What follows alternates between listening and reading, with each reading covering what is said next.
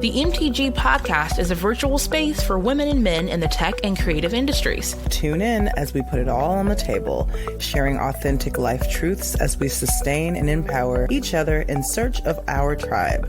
We're more than a designer. We're more than our name badge. We're more than the work we produce. Welcome to the More Than Graphics podcast. We're that tribe. And we're live. Well, for the most part, we are totally excited about this episode. I'm so excited. Blaise. Okay, so we talked a little bit earlier about this topic, a little bit, you and I, Cicely. We talk about it being warm, the elements of fire, the elements of change. I feel like fire just ignites this level of, death and rebirth, this kind of, fiery spirit, if you will. And man, do we have one badass woman for that today. Cicely, I just want to touch base with you. One, how you doing? Like, it's been only a little while since we've chatted. I'm good. But as you were talking about the fire thing, it made me think of like Leo season and stepping into like that big Leo energy. So I think like Blaise now reminds me of that. I have several friends that are Leo. I'm actually the daughter of two Leo parents. So a lot of Leo energy in my life.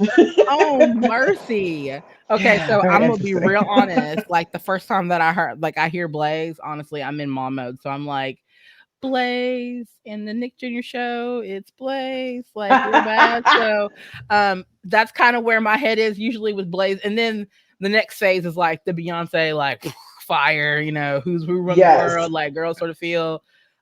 Intro to Daenerys Targaryen, all the things, Game of Thrones, feeling all the flames, torches, and I want all the things. The fiery female energy is what you're feeling. Telling you. I mean, I've got my little replica egg sitting right here every Easter on the mantle. I am not playing.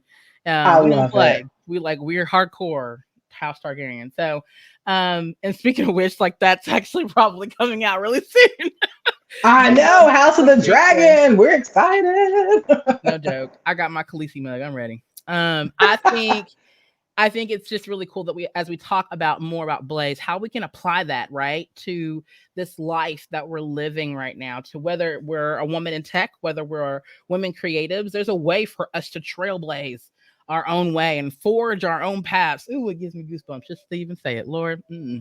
Okay, so he's going to church again. Well, okay, so I think it's really cool that we have an amazing guest who also speaks so true to that path of forging your own way. And ladies, let me tell you, it's on fire.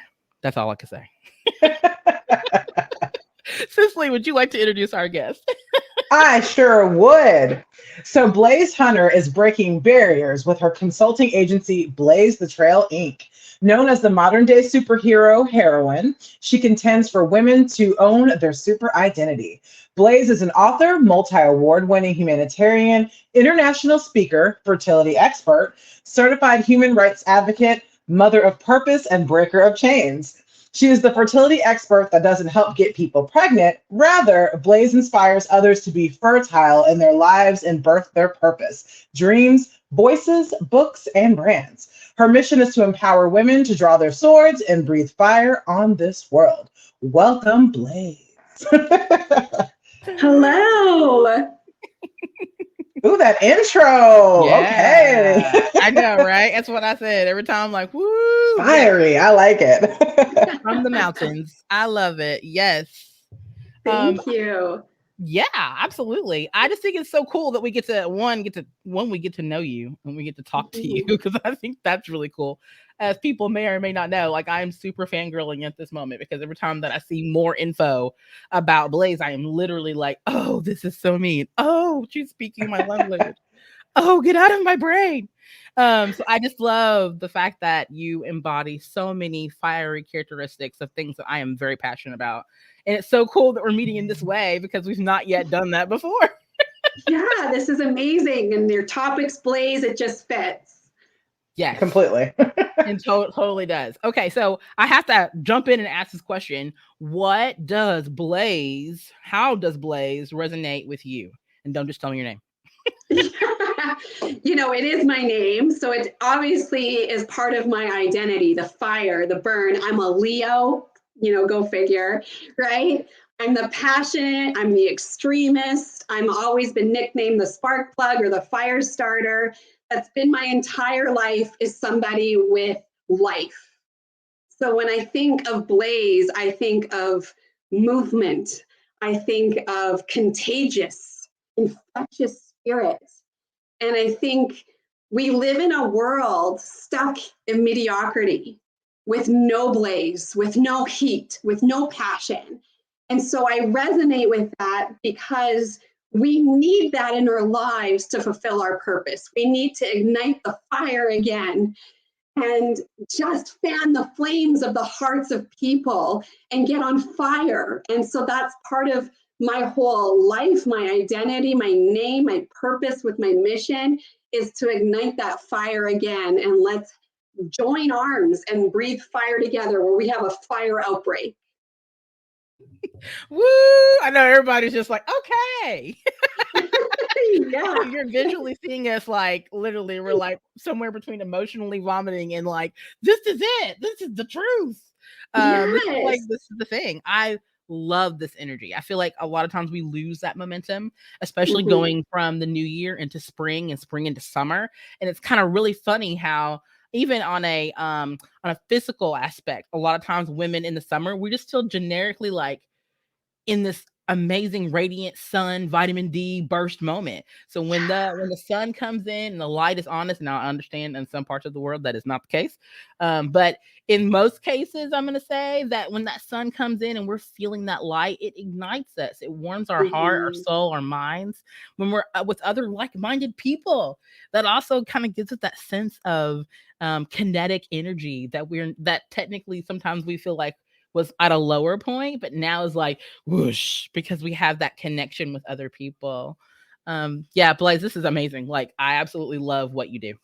Oh, well, thank you so much. I think that you're right. We have these bursts of flames, of fire, passion, of heat, of love, and like we channel that in your spirit. But then, seasons change, and not just seasons in the weather, seasons of our life where we go through a dry season, a winter season, and it dulls our flame, right? And we go through the flames of life and the challenges of life, and it kind of puts out our fire. The fire puts out our fire inside.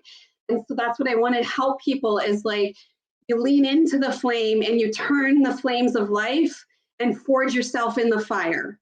Because forging yourself in the flames, that's how iron and swords get built, is being put into the flames, be pounded, and then taken out and be pounded again, feel the flame and be molded, that whenever you face the things of life, you can cut through that because you're iron, you are forged in the fire, right? So we need to be able to learn how to shift the flames of life into our own personal flame power.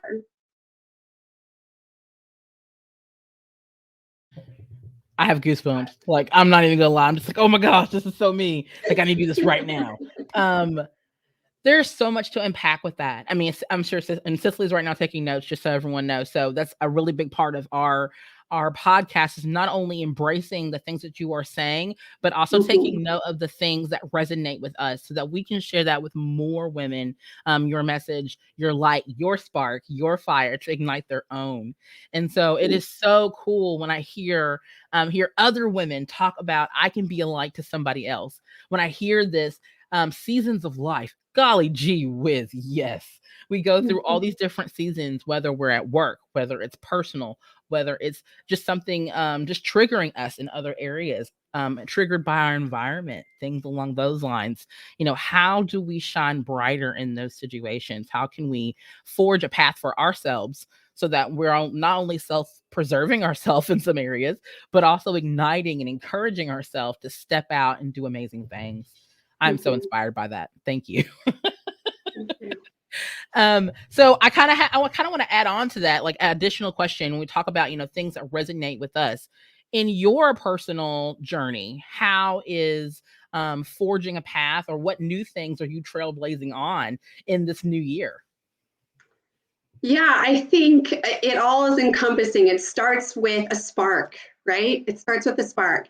And I went through my entire life not not having an internal spark. I had an external spark that people gravitated towards, and then I used that as a mask. I used that as a validation and an approval because I could do it on the outside and I could be a doer and I could get approval from my doing because I was naturally able to create a spark, but I had nothing actually fueling it within. And so I was always trying to get approval of the fire from my doingness, not from my simple beingness. And so women, we have this amazing capability to meld fire and water, our fluidness with the passion and the creativity. And you don't get to pick one or the other. It's the magical combination of the two. And so with me, I went my whole life hating myself. I didn't feel worthy and didn't feel validated. I didn't have an internal voice. So I chose a profession of radio broadcasting to project my voice in my profession because I couldn't do it personally. And I had a daughter, and I looked at her one day when she was 3 years old, and I thought, how am I going to get her to be, confident and this brilliant person that's not having eating disorders at 12 years old, who's going to love herself and know that she's perfection, and she's going to breathe fire in this world. Like, that's what I want as a mama bear, right?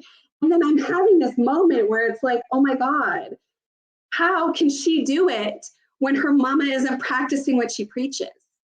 And so I had this big epiphany at 33 years old that I need to start breathing fire because I haven't done it my whole entire life. And so I faced the mirror for the first time in my life. I unmasked myself. I became vulnerable, and I looked at all of my flaws and I looked at my strengths, and I decided to face that fire and the fear of all of that and allow myself to become the fire, allow myself to rise through the ashes and become the hero of my life by not ignoring the flames, but by channeling them and then breathing the flames out. So that's kind of how that all happened. And then I wrote my book, Heroine, Embrace Your Flaws, Embrace Your Awesome. It was never supposed to be a business. It was never supposed to be my purpose. It was a healing tool to love myself, to heal from a very rare disease that I'm still battling for the last 17 years. I had 3 miscarriages because of it. And so all of those things, those flames and those seasons made me feel like I was barren and that I had no more flame and I had no purpose. But actually, your pain is your purpose. So all of those pains and flames became the fuel for me to breathe fire. And Blaise the Trail was born from writing my book. And from there, I created a nonprofit agency called Footprints in Fertility and Pregnancy Loss Support Initiative, which is changing the healthcare system one hospital at a time, which is helping men and women heal through the loss of miscarriages and stillbirths and infertility, and knowing they are not barren. And we are mothers of purpose and fathers of destiny. And that is what I do and set this world ablaze. I know, right? Give her this damn Oscar. Like somebody come out the crowd. It's I just feel like this is so magical. It is magical because one, we don't often speak that fire into ourselves. Usually we are spurning someone else's great. Yes. And I feel like that is so important that you have found a way to not only look into the eyes of your child, which I completely relate. Shout out to Joe Biden for State of the Union address, for also mentioning that in his State of the Union speech today or yesterday. And I think it's so important that when we talk about putting that perspective into a child's like mind, one, and that also using that same fuel and inducting that into ourselves and saying, no, I have that too. I can actually step out and do this as well. Not only am I going to give it away, I'm going to fill myself up. And then I'm going to continue to help the next person behind me. That may be our child, that may be our neighbor, our niece, a loved one. I just think that's so important that you have said that specifically, that I could do it for my daughter, but I want to do it for me too. And I think a lot of us as women forget that part, that, we're always over in a sense of producing for others, performing for others. And we forget that we had that magic in us all along, and we're willingly giving that sometimes away when we don't have to, or sparing some more for ourselves instead of emptying ourselves in other ways. So we can't produce that fire. I absolutely love this conversation. This is like one of my favorite ones today. Like we're just in here typing away back here, like Kermit the Frog. Like it's definitely going down. I know, Cicely, you have several questions, but I kind of want to go back to this nonprofit because I think that's so important. We relate to that on so many levels. Me, as a mom who has had multiple miscarriages and stillborn children, I understand what that looks like, how that feels to go through one season and be thrown to the next one, and then think that the next season is going to be better, but then something else happens, and it's one of those things where you have to really reevaluate how you want to ignite yourself in those seasons. So in one season, maybe you want to ignite yourself, but it doesn't go that far. And then the next season, it gets a little brighter, but then, water puts it out again. But I love the imagery that you just immediately put out about this ebb and flow of water and fire, and how they intertwine so well if we choose to use our elements wisely. And I absolutely am just empowered by that. I completely attest to that ebb and flow. And I think it's just absolutely wonderful that you have created an organization that acknowledges that, celebrates that, and then also advocates in those areas where people do feel like there is no more fire in me. So I'm just definitely inspired by that journey, and thank you for starting that organization. If you can, would you mind to kind of share with people like a little bit more about the nonprofit, just so that people who are out there would like to know more? Absolutely. I went through 3 miscarriages basically within 2 years, and they were very traumatic. And even only 5 years ago, it's still very taboo. Like I had this miscarriage and I felt immediately to blame. I blamed myself and I was full of shame and I didn't speak of it and I held it so close, and it was an internal torture chamber. And how do you navigate grief and think clearly when you're going through that kind of torture? You don't have anyone helping you guide you through that because there really isn't a lot of systems. There's no conversations about it. You're handed a very cold, photocopied 1,000 times piece of paper of what to do in an emergency when you bleed out, and you're sent on your way. And I'm not blaming doctors or healthcare system, but they do triage. They're there for medical.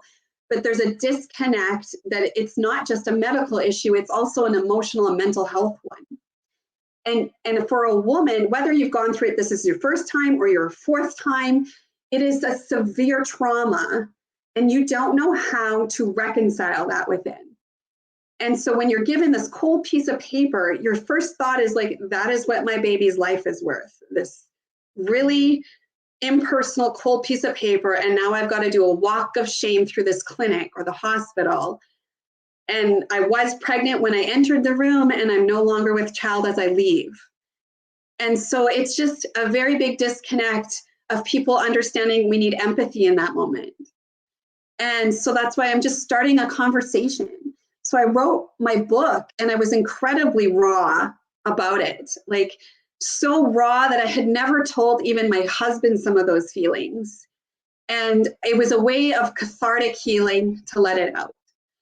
And I thought really I was the only one feeling this way. And it turns out the moment people read it, they were like, oh, me too, me too. It was like its own version of me too, where it was like, I've had miscarriages, I've had this.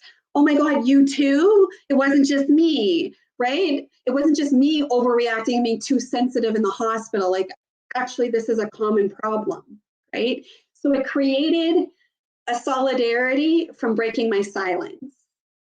And from there, I realized, okay, there's a need. It's not just me or you. There's really like a lot of things that are happening and gaps in the system that we can bridge if we're just brave enough to speak about it.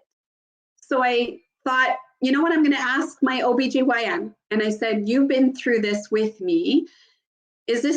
I'm thinking of starting a support initiative because I really struggled. And he was like, absolutely. And I'll help you. So he was such a good advocate. He got me in a room with other doctors. And from there, it just kind of snowballed into acceptance of the community and of a program. So it's a 2-part mission, Footprints. I did like support group meetings once a month at a crisis center up until the pandemic. Now it's basically online and it's grown worldwide. So we keep it open to the world. And also with the funding that I got, I create handmade support bags because it's no longer just that cold piece of paper. I know nothing can take that sting of loss away, but I can inject some empathy of what I would want in that moment. It's just some loving care and saying, hey, I see you and your baby counts. Your baby counts. Because if you have a miscarriage, you don't even get a certification of life or death. Like a stillborn, they treat it a little bit more with some empathy.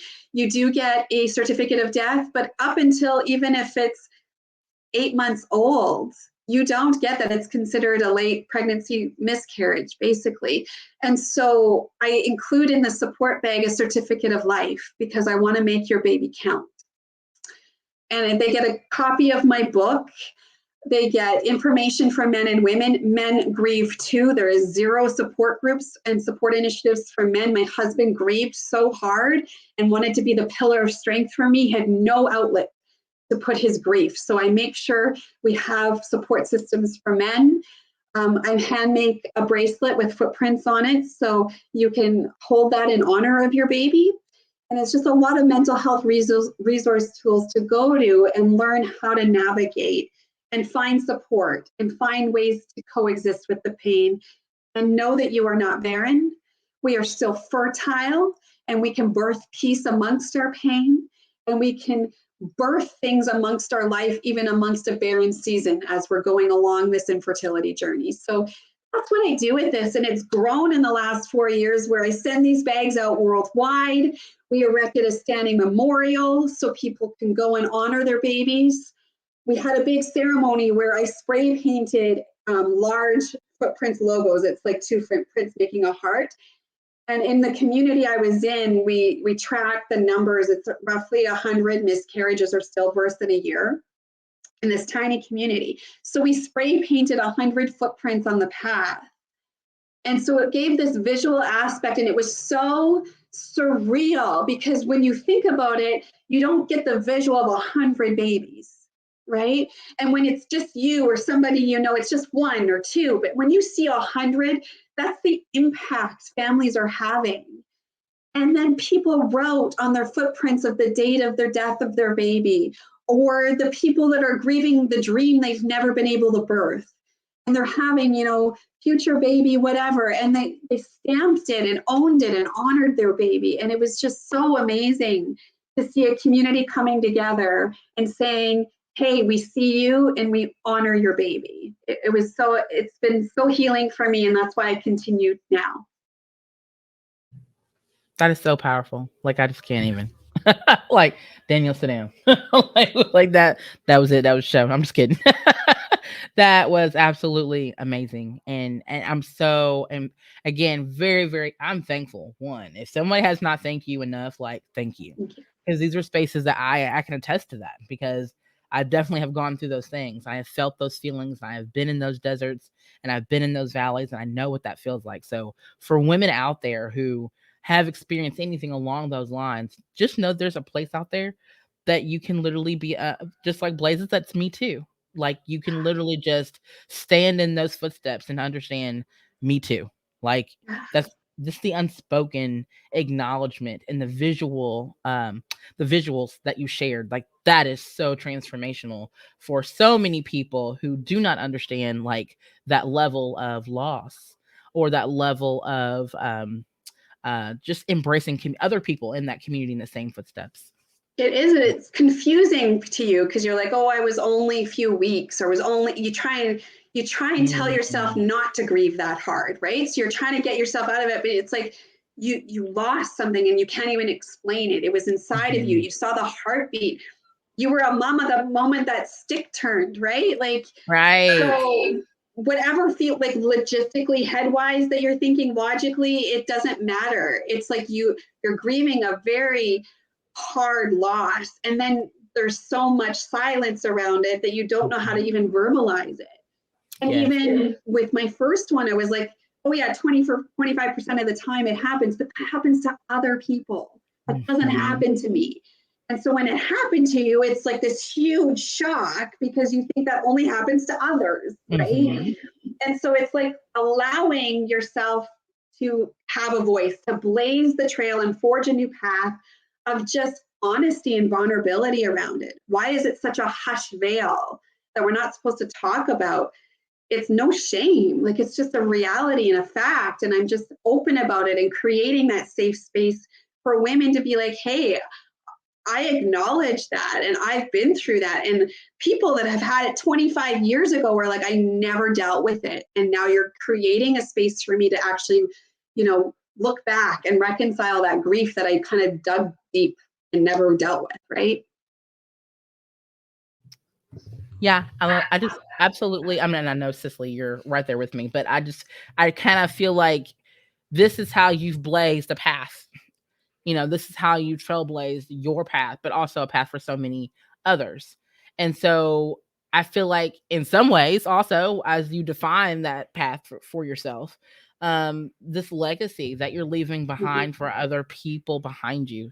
We always talk about that baton passing. And so, you know, what does that look like on a realistic, you know, scale? This is a level of passing the baton.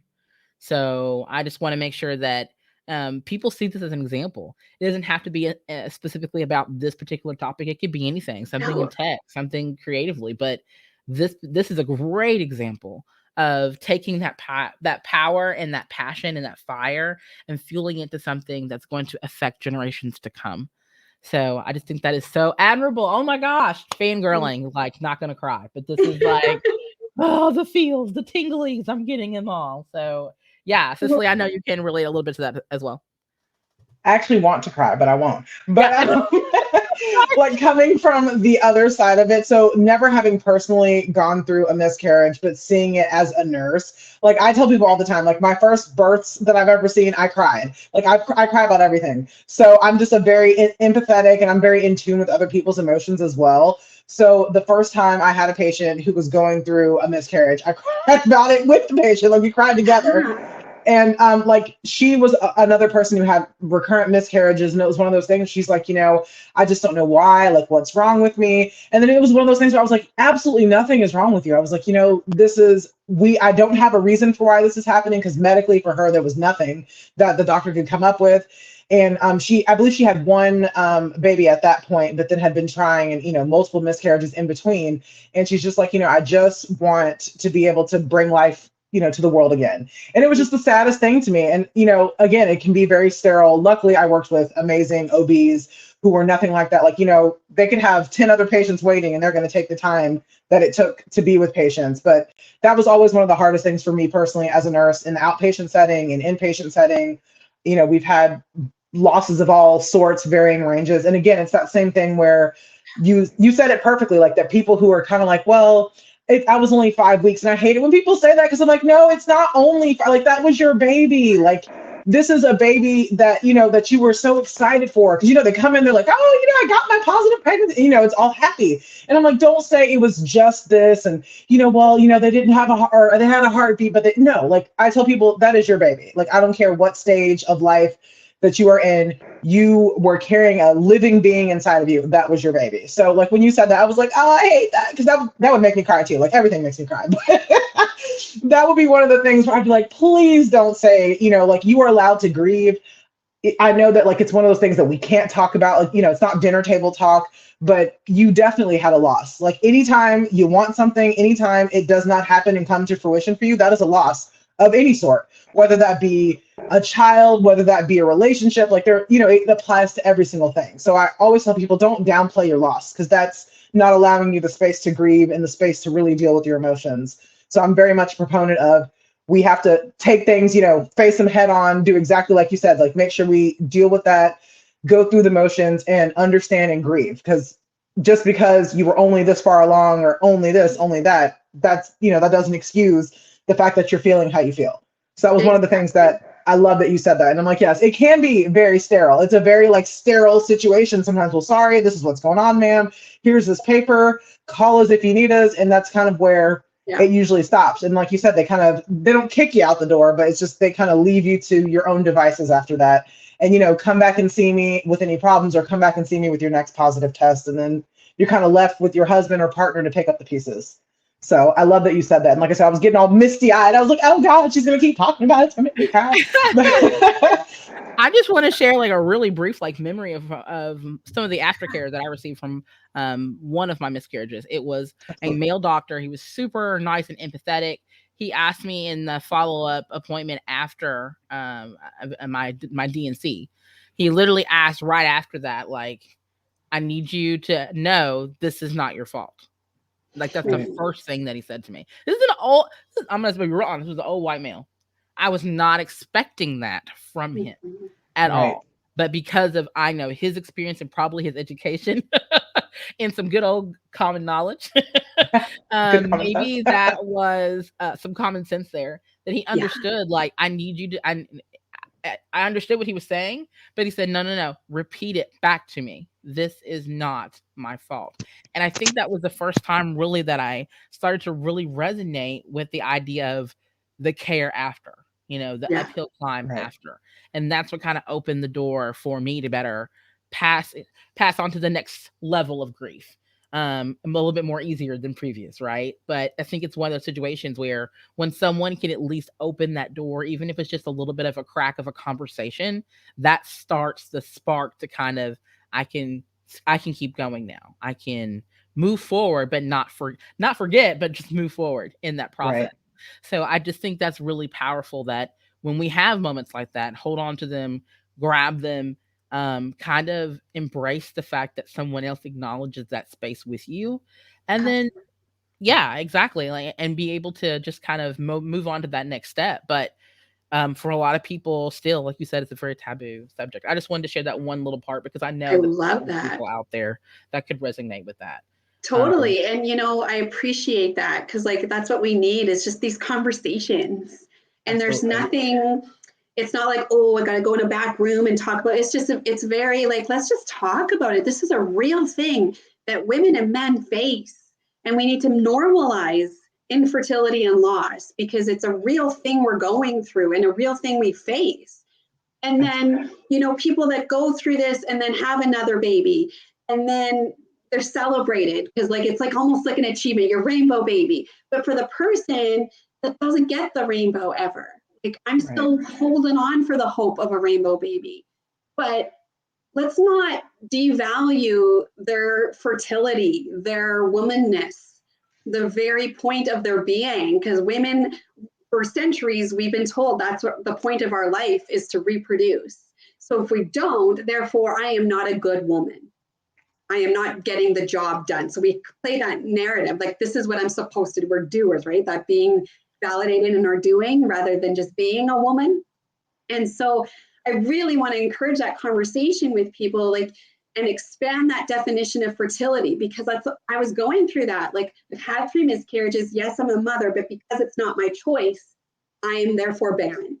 I am therefore no longer a good woman. And I had to reconcile all of those feelings of like, am I barren now? Am I just a dried up, worthless, uncreative woman because I couldn't do what I had set out to do? And so I wanted to channel that and be like, I am a mother of purpose. I'm going to expand that definition, that even though I can't birth this thing, this baby, I can birth other babies. And so the fluidness of that, like, let's change our hard line definition of fertility and birth your passions, birth something within you, which leads to my nonprofit, which led to book writing, the business, and like, be fertile in your life and birth creative ideas, birth friendships, birth being a nurturer to people in your sphere. Redefine what mother means, because, some people have lost their children later in life, and they're like, I've only had one child. I lost my child, and no, I'm not a mother anymore. I'm like, you were absolutely a mother. Go mother this world, right? And so like, it's just really about blazing that trail and forging that path of redefining what fertility means. It's not one dimensional, right? Absolutely. And I love that you said that. And I had a question for you about kind of legacy. So, like you're talking a lot about, things that you're birthing into fruition, ideas and relationships. So I wanted to know more about what legacy do you plan to leave behind, both for your daughter and for the world? I love that. And legacy, it's an interesting thing because people get caught up in like, I want to build a legacy and leave it behind, right? And it's like my legacy is the fire that I have today, which means it's felt when I leave this world. The passion, the impact, the imprint, I got to do it today in order to leave a legacy. So I'm not looking to tomorrow. I'm looking, what am I doing right now? But if I left in 5 minutes, that it leaves a lasting impact. And that's what it is like I leave a part of that passion and fire as part of whatever interaction I have in the day. That is my legacy. I make sure that I'm alive, right? And so Benjamin Franklin, the biggest, most impactful quote I can ever say is Benjamin Franklin said, most people die at 25 and don't get buried until 75. And he's not talking about physical death. He's talking about emotional death. He's talking about people get stuck in mediocrity and going through the motions at 25 years old, lost in the maze of life, no purpose, no fire, and they just go, get up and go to work, eat, sleep, repeat. That ain't living. That is emotional death. And so my legacy is to wake people up. Is to wake people up from the diet point plan they're on. Because if they're dieting in life, and when the whole world is on a diet, I'm going to tell you, the entire world is on some sort of crazy diet. And when you diet physically, you diet emotionally. And so I'm here to say, do away with the diet point plan, get hungry, get passion filled, get your fire lit again, and then you will be contagious and just spread fire all over the world. Can you imagine this world if we got on fire within ourselves? So that's my legacy, is to get people hungry and full of fire again. I love that you said that, and I think that is absolutely beautiful. One of the things I always say is, like, for me, my legacy is, again, not things, not like a house, not a whole bunch of money to leave behind. It's only if I've left the world a better place than when I came into the world. That to me is a legacy. So I want, my child, possibly future children, to be like, you know what, my mom left a mark on this world. I want anyone that knew me, I want my legacy to just perpetuate in that way. To just say, like, that Cicely girl, 100 years later, we're still talking about the great things that she contributed to the world. That's what I want. So again, it doesn't have to be, I don't want to leave behind like, oh, she was so rich, she left behind like $500 million in the trust. That does not matter. I want to leave behind that I've actually changed the world and I've made a positive impact. That to me is what my life's purpose is, to make sure that I leave some part of the world better than when I found it. And I completely resonate with what you said. And you must be an August Leo, because that's a whole bunch of fire. That's a whole bunch of fire. It is. And that's what I said, I can build these nonprofits, I can build a business. That's not the legacy. The legacy is how I chose to live each day. And I didn't get knocked down by the flame and say, I give up. I said, I'm going to face the flame and I'm going to rise through it. And you're going to look back and stand on the ashes of things you've lost, the things that have been taken from me, my 3 babies, my health, everything that has been taken from me. I stand here and look at me as the phoenix. And that is going to inspire my child, that she's going to be gritty and be forged to the flames and be strong and resilient and face that fire and not let the fire take her out. And that's going to be imprinted on everybody that sees me or comes across as me, as they're going to be branded by the inspiration to not let the flame get them, right? Oh man, I'm having a whole meltdown over here. This is amazing. I'm just sitting there, I'm nodding my head, but deep down my heart's just like, girl. So I absolutely love this conversation. It has absolutely sparked me in all the ways. Like, this will definitely, you have embedded yourself on me. So I definitely want to make sure that I continue to carry that flame virtuously throughout the rest of 2022. Um, Yay! I want to really come back to this idea of the legacy is how I choose to live my life. That's actually the quote that I want to make sure I got correct. Live my life. And I think it's really important when you specifically say these words, how much that impacts in all the other areas of life by the way that we choose to work with other people, by the way that we choose to put in our body, by the things that we choose to associate with certain things, people, environments. We are leaving a legacy behind us by the way we choose to live. And when you said those words, it just really resonated with me how powerful that can be for women in tech and women creatives who are trying to step out of whatever bubble or to the next level they're trying to achieve. It's not about being stuck or labeled or boxed or filled. It's really about this fire, breathing fire into yourself so that you can move and escalate and be more of that phoenix, knowing that it's okay to kind of cycle again. It is okay to die, give things a death so that you can rebirth other things in life. Yes. And I can totally attest to that I have come from one graze of fire into another. I have climbed several mountains to get where I am, but it's just really important that people really see that as a kind of a metaphorical sense, that you can actually let things die only to pick up new things that would actually carry you further than the things that were before. So, and whether you're an entrepreneur, creative, or a woman in tech in the corporate world, I really hope the things that Blaise is not screaming, but she really is like fire breathing right now. Fire breathing into each of you. I hope that you're embracing it. You're feeling the embers like I am. You are embracing that fire and you're realizing, you know what, I can take this and I can take a piece of that and carry that with me.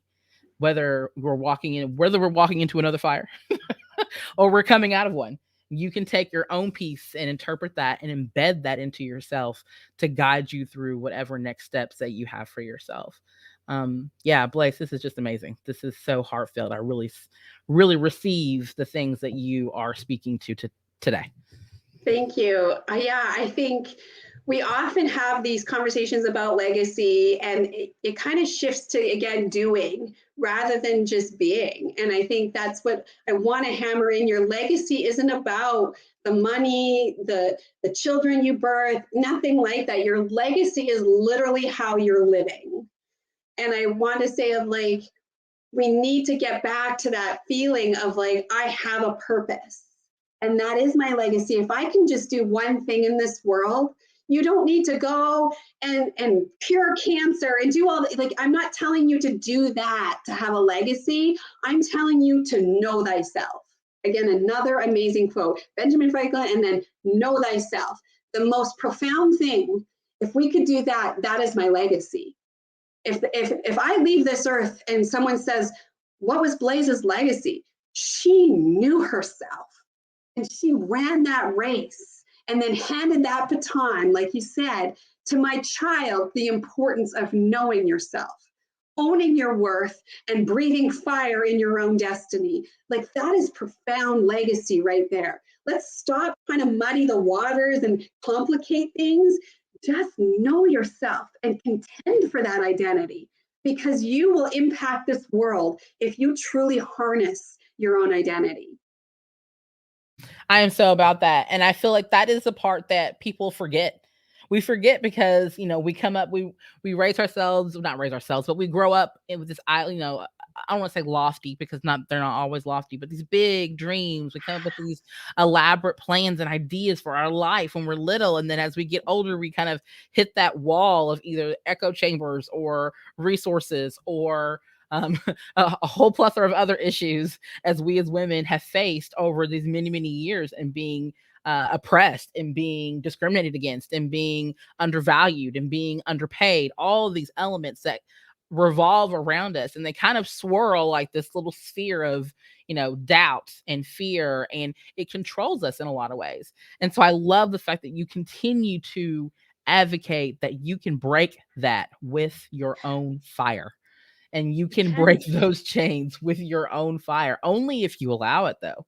Only if you not. Totally. Yeah, I just am always inspired by that imagery. And of course, as a giant, like, geeky girl that wasn't, grew up in a lot of non-geeky situations, in order to really step out, we have to Yeah, kind of break our own chains, we be our own do. breaker of chains. And Whatever it may be, like the chains of what you think you should be doing or how you should be navigating through this, like break those chains of shoulds. I hate the word should, Mhm. right? And it's like, because I'm a fire breather with the cape and the sword, people are like, well, I can't be warrior all the time, Blaise. I can't breathe fire every day. And I say, absolutely you can. You breathe fire when you rest. Mhm. You breathe fire when you grieve. You breathe Yes. fire when you're going through insurmountable challenges. I'm going to sit there and I'm going to breathe fire in this. It doesn't mean you're like the freaking heroine warrior all day long. It means I'm going to breathe fire in this emotion, whatever Mhm. that may be. And even though I go weeks where I'm down on the couch with this illness, that doesn't mean I've lost my warrior. It doesn't mean I've lost fire. It means I'm going to concentrate the fire on healing and Yes. concentrate the fire on rest, going to concentrate the fire on peace and mental health. And that's still breathing fire. It just looks different. Fire takes on many forms. Mhm. Oh, I love that. I absolutely love that. And that's probably gonna be a mantra for myself for a little while. Thanks everybody for coming to this almost TED Talk. I absolutely love this idea that just because the lion looks like he's sleeping doesn't mean he's not roaring, right? We come back to that type of philosophy. Yeah. Just because it doesn't look a certain way doesn't mean that it is that way. As you Mhm. mentioned, fire takes on many different shapes and forms. Sometimes the best wisdom for many of us as women is to literally just take in and take intake and not necessarily breathe out or spit it back out, but also and Exactly. take that in and reevaluate and relook at some of that, and then have the wisdom and the discernment to decide what you want to do with that knowledge. A lot of Yeah. times we talk about, well, me as mom, I always tell my kids, like, it's not, I'm not acting out in other ways. I'm just reacting to what you're dishing at Mhm. me. So I have to remind myself that even as a woman, out in the world, I don't want to constantly react to things that are being thrown at me. I want to be ahead of that. Yeah. So I have to decide, what emotions I want to react to. I get to decide what kind of decisions I want to make or not make. I decide when I want to rest. I decide when I want to move or when I want to be still. And so coming out of that type of mentality of reacting can be a little bit of a process for people out there. Yeah. But I just want to resonate with you again, Blaise, multiple times, that just because we're not doing it doesn't mean it can't be done. Just because we haven't done it yet doesn't mean it's not ever going to happen. And so I just want to speak that into a lot of other entrepreneurs and women who are in the corporate sectors who feel like my next move might not ever come. And that's completely the opposite of what I want to speak into. I want to breathe fire, as Blaise is doing right now, and speaking that into that. Yes, you can. It is possible. That next step is there. It may not be here today. It may not be here tomorrow, but you can work on navigating those steps so that you can breathe fire into that situation. Oh, absolutely. And some fires are supposed to be quick and burn out quick, and some are supposed to be a slow burn that builds. Mhm. And you got to construct that fire, and you got to feed that fire. And it Mhm. almost just looks like coals for the longest time. And then Right. 5 years later, you got flames, right? And so don't ever just look at your situation and compare it or say, my fire needs to be this high by this Mhm. time. Like I said, fire takes on many forms, and you can build a fire and just continue give it oxygen, and you'll never know when that finally, lights a blaze and then catches fire, right? And then understanding that part of you that maybe I need to focus on the burn within rather than the external burn and external Mhm. catching a blaze, right? Sometimes fire breather and fierce doesn't mean you're always having the rite of passage to spew fire, right? Because like I'm feisty, I'm fierce, I'm the Leo, But that's been the challenge, is to channel the fire of like, do I really want to send that flame dart out, or do I need to like process that and water that down a bit, right? So it's about having that internal responsibility, being your own firefighter of like when to extinguish, when to fuel. Like that's incredible know thyself mentality. That's incredible maturity and wisdom, when to fuel the fire, when to douse the fire, right? That was me. That's so funny. Yes. Short answer, yes. I mean, I cannot even begin to really encompass the many ways that we can use fire to embed a lot of different analogies in this conversation. But I think overall, what I get the most from this is that you can define how Yeah. much, how little you want to really douse that fire. You can decide how much you want to You ignite that control it. fire. Yes, Yeah. we have that power. And I feel like that's so important as we walk into this season. That it's really important that we learn when to cook it up and when to kind of turn it down. When we need to be on high heat and when we need to be on low heat. And I just love the fact that we are encouraging other women to fine tune those skills, whatever that may be, to fine tune that rhythm of turning it up and turning it down, and fine tuning that rhythm as to when to, keep the pot hot, or to, take the pot off the burner, things along Switch those pots lines. completely. Yes, exactly. So this pivot of life is just so important. And I love that continual analogy of using fire and flames and things along those lines. So I personally want to thank you, Blaise, for just really giving us so much motivational fire. And I just feel like you are definitely a Daenerys in your own birthright. And it is so beautiful to see that in the world. So I definitely want to thank you for that. Well, I know, thank you. Cicely, you're all over. Yeah, thank you. Oh, for sure. Thank you so much for bringing up so many excellent points. And like I said, as the child of two very strong fire signs, I mean, like they're Leos who are like deep in Leo season. Yeah. I'm actually an air sign, which I think is hilarious because, air, oxygen, it stokes the fire. So I joke all the time that, I have like a simmer. I'm always simmering, right? Like my parents are turned up and I'm always on simmer. So I think it's just really awesome. A lot of the analogies that you use. And like I said, we have so many great notes and quotes and just things that we took away from today. Like I couldn't stop typing. That's why I couldn't talk sometimes. I'm just like, wait, I got to remember. And I like to process things, and like that's a part of my simmer. But like I said, I just thank you so much for bringing up so many amazing points. Fertility, infertility, loss, women's health, those are always things that are going to be dear to my heart. As a woman, as a nurse whose specialty is women's health, like they're just things that I love to talk to people about, and that I want people, to know that I'm always a person you can talk to. Like this is a safe space for you to talk about those things. And like you said, we have to process, we have to work through things how we will, but I always like to let people know that there's help, and there's, you're allowed to grieve, you're allowed to feel how you want to feel, and that I'm a person you can bounce all those emotions off of, and I'll cry with you. And we'll feel all the things, and we'll keep blazing our own fire. So I really, really appreciate you joining us today. It was an amazing conversation. Oh, it was just it's always lovely just to have this really real dialogue and know that, like, hey, just because I'm a fire breather doesn't mean I don't fall, and sometimes have no fire, and then I got to fan my flame again. Come on, be your own cheerleader, be your own, oxygen to your own flame. Like, no one else can do it for you.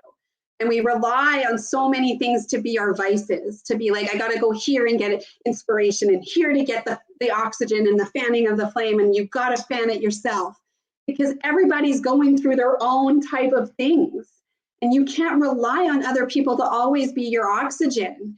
So you've got this, untapped resource where your fire can never be put out.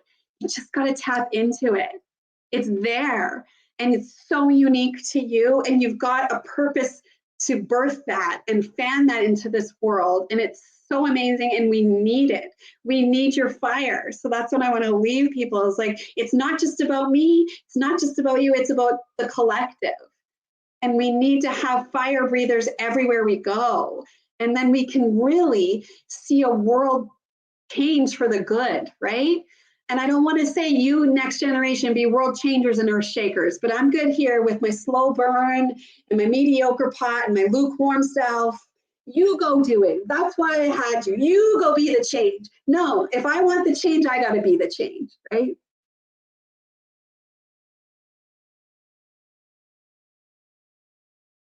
I'm muted. I'm so sorry. I was like, wait. I love this. I love this conversation. For people who want to know more about you, find you, all the things, how can they know more about you? I'm fangirling. I just want to know for myself really deep down. Thank you so much. BlaiseHunter.com. Blaise is spelled differently than the fire blaze. It's actually derived from Blaise Pascal. So BLAISE Hunter.com. A little side thing of Blaise Pascal. He was a brilliant mathematician, theologist, and he had a vision after he fell and he had kind of knocked out, and he had a vision of this fire of God, his fire of Moses and fire of God. And it was like, get that built inside of you, the fire of God. And he wrote his vision down and he put it in his jacket. And no one knew of this vision until he died, and they uncovered his jacket and had this vision of Blaise Pascal was just about the passion, about the fire of whatever faith or whatever vision and whatever purpose you're on and path you're on. Blaze your own trail. Harness the fire, and you will be unstoppable. You will be, just keep going and you become the fire. I told someone that the other day battling cancer, and she's like, I'm going through the fire of hell. And I'm like, you're going to come through this as the fire. Become the fire. And then you just, no matter what you face, you burn the problems, but you become the fire yourself. And it's just such an amazing testament and inspiration that you feel your own champion of your own life. You fuel that as the more you step into the flame, you become the fire. So that's what I want to leave people. Go to my website, blaisehunter.com, all my information, my book, my footprints program, all the tabs there, all my humanitarian work, and together we'll breathe fire in this world. Woo! Couldn't said it better myself. Thank you so much, Blaise. We will be sharing all of your amazing works, your website, and all your resources additionally on the podcast. So just be aware as you're listening to this, you can actually go to mtgthepodcast.com. We'll share more of those direct links so you can follow Blaise, get behind the mission, and be a fire starter. I think this is an amazing conversation. So again, I thank you. And I think we're going to move on to the last part of our show, which is our flash questionnaire, which Cicely will gladly walk you through. Perfect. Yes, ma'am. All right. So just say the first thing that pops into your head, just a quick, short, kind of off the cuff response. Okay. So something you've learned in the past year. Something I've learned in the past year. How to let go. Ooh, I love that. Your favorite vacation or getaway spot? I'm a travel nut. I got the bug bitten and I love it, but I lived in England for 6 months prior to the pandemic, and England is my home. I walked in there and I was like, I belong here, and Europe in general is just, it speaks to me, and I just, like, from another lifetime, I should have walked through these streets and the history and just feeling history embedded into me. It's something that it's me. I love that. I so love that. So sweet snacks or savory snacks? Savory. I'm a salty one. To go with the fire, right? That's right. Harry Potter or Star Wars? Ooh, Star Wars. Okay. Digital books or physical books? Physical. Always. If you could go back in time, where would you go and whom would you see? Who would I go? I had this. I would actually go back in time when Ruth Ginsburg and her story of when she was going through college, law school, and her husband had cancer. And I would go back to that moment where her husband and her had the most astounding partnership. And she burnt the candle at both ends to help him graduate as he's going through cancer. And so her legacy isn't just about what she did for women's rights and the law, it's to show how they were a perfect partnership. And he fanned her flame and then she fanned his. So like I would go back to that moment and have that conversation with her of like, how did you harness that partnership? And it was a brilliant testament to a relationship. That is awesome. I love that response. Your love language or languages? Words of affirmation. I think we need to hear that we're valued and loved. And I think I give that and receive that very well. Awesome. And last but not least, the best part of being a grown-up. Oh, there's so many. I think that I now, as a 40-year-old woman, the best part is that I get to decide who I am. Absolutely. I love that reply. That's great. I love that. Awesome. We have the power now to be who we want to be, right? unapologetically. I don't need to be who society says. I don't need to be what my faith says. I don't need to be who my parents say, who my husband says, who my child wants me to be, who whatever those labels and those filters, like I get to decide. It's Absolutely. Amen. All the way from the back. I love it. I think this has been such a transformational conversation for so many people. I thank you so much for your wisdom, your words, your fire. All of those things have been so magical and motivational to many of us tonight on this podcast. So thank you. Thank you, Blaise, so much. Thank you so much for having this platform and allowing this free-flowing conversation. It's been really amazing. Thank you so much. Absolutely. Thank you. Magical was the word. Yeah, absolutely magical it was. If you had a moment to really kind of embody all of this, for those listening, I just want to say thanks. Thanks for listening to the More Than Graphics podcast. We want you to continue to subscribe and follow us wherever you listen to podcasts, and to send us your feedback on Facebook or Twitter on how our life stories, this one in particular, has been a virtual safe space for you while as you navigate or empower or are being encouraged. And be sure to check out the mtgpodcast.com website and subscribe to our emails for exclusive behind the scene moments. So thank you all for listening and watching tonight, and we'll catch you next time. Bye. Bye.